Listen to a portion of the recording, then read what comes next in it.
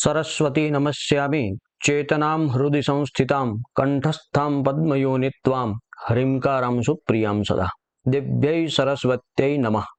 મિત્રો, ગુજરાત રાજ્ય SSC board દ્વારા અમલમાં આવેલ પાઠ્યપુસ્તક સંસ્કૃત ધોરણ 10 એના ઉપર આપણે કામ કરી રહ્યા છીએ અને આવનાર ફેબ્રુઆરી માસમાં કાર્યક્રમ પણ આવી ગયો છે। બોર્ડની પરીક્ષાઓ બિલકુલ નજીક છે, ખૂબ ઓછો સમય છે। ત્યારે મને એવો એક વિચાર આવ્યો કે વિદ્યાર્થીઓને નિઃશુલ્ક જે છે એ પરીક્ષાલક્ષી કોઈ જો મટીરિયલ પ્રાપ્ત થઈ રહે તો એમની તૈયારીમાં સરળતા થઈ રહે અને એને શોધવામાં એમનો સમય ન બગડે।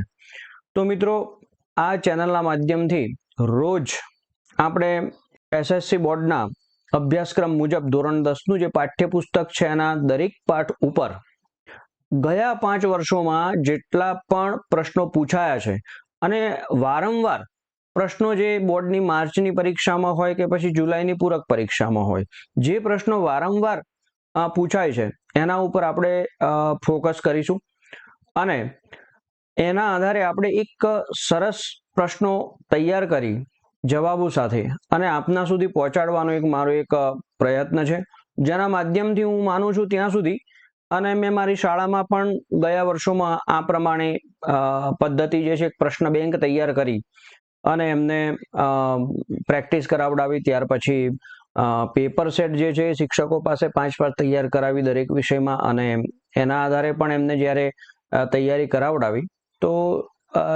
છેલ્લા વર્ષોમાં સારા પરિણામો પ્રાપ્ત થયા છે। અને એટલા જ માટે મને એવો વિચાર આવ્યો કે ગુજરાત રાજ્યના દરેક વિદ્યાર્થીઓને આનો લાભ મળવો જોઈએ। સંસ્કૃતની અંદર દરેક વિદ્યાર્થી રસ લેતો થાય ને સારી રીતે જે છે આગળ વધતો થાય અને એને કોઈ જગ્યાએ અગવડ ન પડે। તો એટલા માટે મિત્રો આ વિચારને મેં અમલમાં મૂક્યો અને રોજ આપણે જે છે આજથી શરૂ કરી અને જ્યાં સુધી આપણો અભ્યાસક્રમ સંપૂર્ણ પૂરો ન થાય, આપણા દરેક ટોપિક જે છે કવર ન થઈ જાય ત્યાં સુધી આપણે રોજ આ રીતે મળતા રહીશું। રોજ તમને હું 5 પ્રશ્નો આપતો રહીશ, એની ખૂબ સરસ તૈયારી કરો અને બોર્ડની પરીક્ષામાં હું માનું છું ત્યાં સુધી આનો સારામાં સારો લાભ તમને પ્રાપ્ત થશે અને ચોક્કસ થશે। તો મિત્રો, હવે વિશેષ જે ઘણી બધી બાબતો પરીક્ષાલક્ષી છે, કેવી રીતે પ્રશ્ન પત્ર આવે ત્યાર પછી જવાબો કેવી રીતે લખવા, કેટલા માર્ક્સ માટે કેટલું લખવું, એને લખવા માટે કેવી રીતે બહુ સુંદર લખાણ કરી શકાય કે તપાસનારને પણ સારું લાગે અને આપણું પેપર પણ બિલકુલ ચોખ્ખું લાગે જવાબ વહી, તો એ રીતે આપણે બધી જ પ્રકારની પ્રેક્ટિસ આપણે કરવાના છીએ અને આદર્શ જે જવાબ વહીઓ છે એના નમૂનાઓ પણ હું તમને બતાવીશ અને કેટલા માર્ક્સના પ્રશ્ન માટે કેટલા શબ્દોમાં જવાબ લખવું, બીજું કે એમાં ટાઈમ મેનેજમેન્ટ કેવી રીતે કરવું। ખાસ કરીને હોશિયાર વિદ્યાર્થીઓ ત્યાં થાપ ખાતા હોય છે કે એમને આવડતું તો બધું હોય પણ ટાઈમ મેનેજમેન્ટ ન કરી શકવાના કારણે કેટલાક પ્રશ્નો છૂટી જાય છે અને બધા વિભાગો કવર ન કરી શકે અથવા બધા પ્રશ્નો કવર ન કરી શકે, ત્યારે જે છે એને માર્ક્સ મેળવવાની અંદર એના ગુણાંકનમાં જ્યારે રિઝલ્ટ આવે ત્યારે એને પરિણામ ઓછા મળતા હોય છે। તો ખાસ આ બધી બાબતો આપણે જોઈ ચકાસી અને એમાં વિદ્યાર્થીઓને સારામાં સારો ફાયદો થાય એવો આપણે પ્રયત્ન કરવાનો છે। તો ટાઈમ ન બગાડતા મિત્રો, હવે આપણે સ્ક્રીન તરફ જઈશું અને આપણે જે છે ઝડપથી આજના 5 પ્રશ્નો મેળવી લઈએ, બાકીની ચર્ચા આપણે કરતા રહીશું। આ ચેનલને પહેલા તો લાઈક કરો, સબસ્ક્રાઇબ કરો અને આપના મિત્રો સુધી પહોંચાડો જેથી બધાને એનો લાભ મળી રહે। તો ચાલો આપણે ફટાફટ આપણી સ્ક્રીન ઉપર જઈએ અને આજના 5 પ્રશ્નો મેળવી લઈએ। મિત્રો, આની ખૂબ તૈયારી કરો। 5 પ્રશ્નો જો તમે રોજ તૈયાર કરશો તો પરીક્ષા સુધીમાં તમારી પાસે સારું એવું એક ભાથું તૈયાર થઈ જશે, સારા એવા પ્રશ્નોની તૈયારી તમારી થઈ જશે અને આપણે દરેક નાની નાની બાબતો ઉપર ફોકસ કરીશું। વ્યાકરણથી લઈને દરેક વિષયો માટે આપણે આની અંદર તમને હું દરેક પ્રકારનું મટીરિયલ પણ પ્રોવાઈડ કરીશ, છેલ્લા 5 પેપર સેટ પણ હું તમને પ્રોવાઈડ કરીશ કે જે તમે પોતાની રીતે ઘરે પ્રેક્ટિસ કરી શકો અને તમે સ્વમૂલ્યાંકન કરી શકો। તો ચાલો મિત્રો, આપણે જલ્દીથી સ્ક્રીન ઉપર જઈશું અને આજના 5 પ્રશ્નો જે છે મેળવી લઈશું। તો મિત્રો, આપણે સ્ક્રીન ઉપર આવી ગયા છીએ અને જલ્દીથી આપણે આજના 5 પ્રશ્નો ઉપર જઈશું। તો ચાલો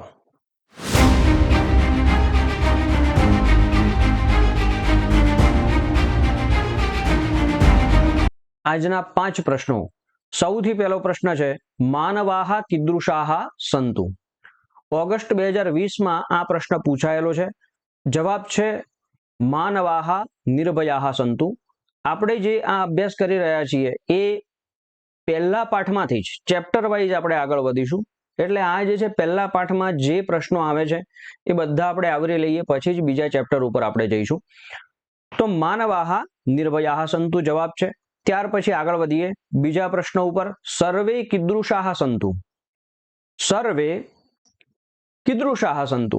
તો એનો જવાબ છે સર્વે સુખિનઃ સંતુ. અને 2024 અને 25માં આ પૂછાયેલો પ્રશ્ન છે. બોર્ડના નમૂનાના પ્રશ્નપત્રમાં પણ જે છે આ પ્રશ્ન પૂછાયો છે. ત્યાર પછી આગળ વધીએ તો ત્રીજા પ્રશ્ન ઉપર આપણે જઈશું ફટાફટ. ત્રીજો પ્રશ્ન છે સંગઠિત રહેવા માટે કવિ શું કરવાનું સમજાવે છે. માર્ચ 2017માં આ પ્રશ્ન પૂછાયો છે.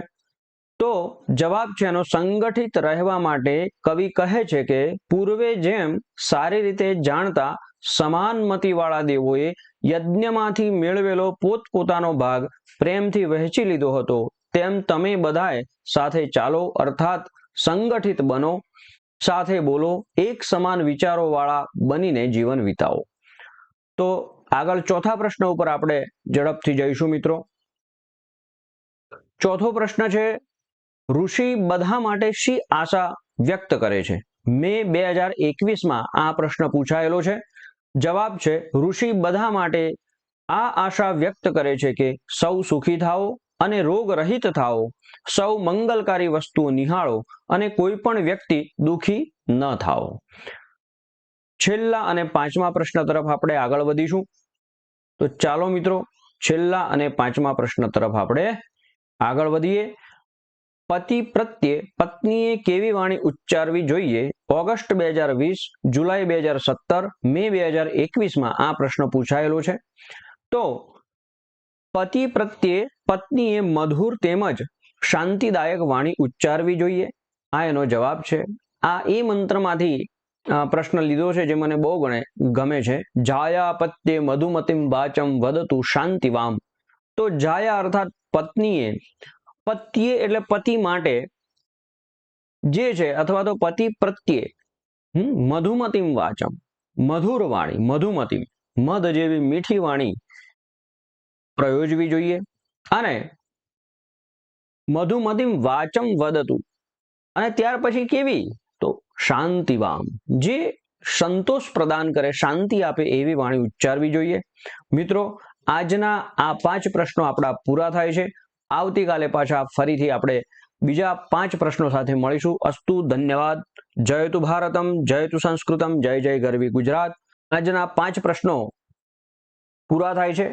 આવતીકાલે આપણે ફરીથી બીજા નવા 5 પ્રશ્નો સાથે મળીશું. રોજ 5 પ્રશ્નો, રોજ 5 પ્રશ્નો. પરીક્ષા સુધીમાં તમારી પાસે એક મોટું બાથું અને સરસ તૈયારી તમને કરવાના છો, મને વિશ્વાસ છે. તો વિડીયો લાઈક કરો, શેર કરો, મિત્રો સુધી પહોંચાડો, સબસ્ક્રાઇબ કરો. અસ્તુ, ધન્યવાદ. આવતીકાલે પાછા ફરી મળીશું. જયતુ ભારતમ, જયતુ સંસ્કૃતમ, જય જય ગરવી ગુજરાત.